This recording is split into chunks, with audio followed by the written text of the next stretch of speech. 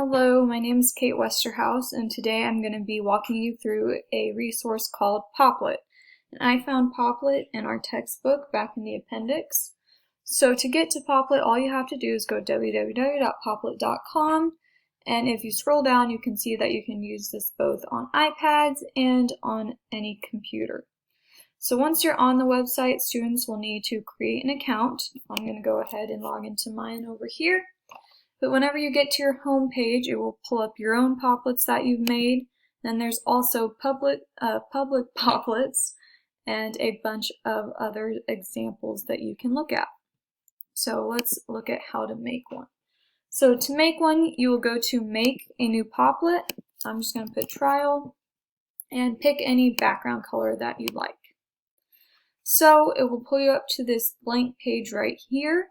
And to make a new text bubble, this whole Popplet is kind of used to make mind maps. So you'll create a text bubble by double clicking. And I'm just going to put title here. And you can resize it by dragging these arrows. Then you can change the border color here. Just going to put it back to black. You can change the size of your text and the alignment of it. Then there's a couple of other features here. You can draw things, so you can pick a marker and you can draw whatever you want. Then you could also upload an image, so there's two different options here. You can add a Vimeo video, or you can just upload anything from your computer. So it could be an image or a video, whatever the students would like to put in there.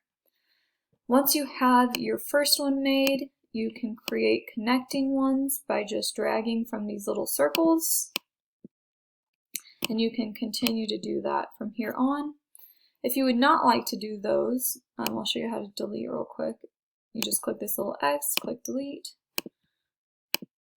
If you don't really want the mind map form of it, you can kind of do a comic strip layout where you just create boxes right next to each other, and students could add images with text to kind of create a comic strip on here as well. So here's where you can also add videos. You can add content with Vimeo. You can organize it, export it as a PDF or JPEG. But something very important about this is that students can actually collaborate on it.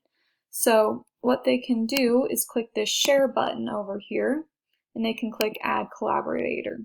So all they have to do is enter the person's name or their email address, and then you can just add them on, and they can both be simultaneously working on this at the same time together. So what I would recommend using this for, I'm a science teacher, so we have a lot of vocabulary that can be pretty challenging.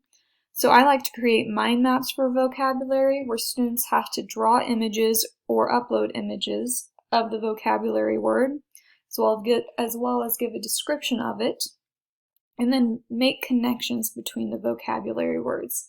So that would be a great usage for this. And also, I kind of made this real quickly just as like an introduction to me, just to share about who I am as a teacher. And then you could add, what are your classroom rules? How can I contact my teacher?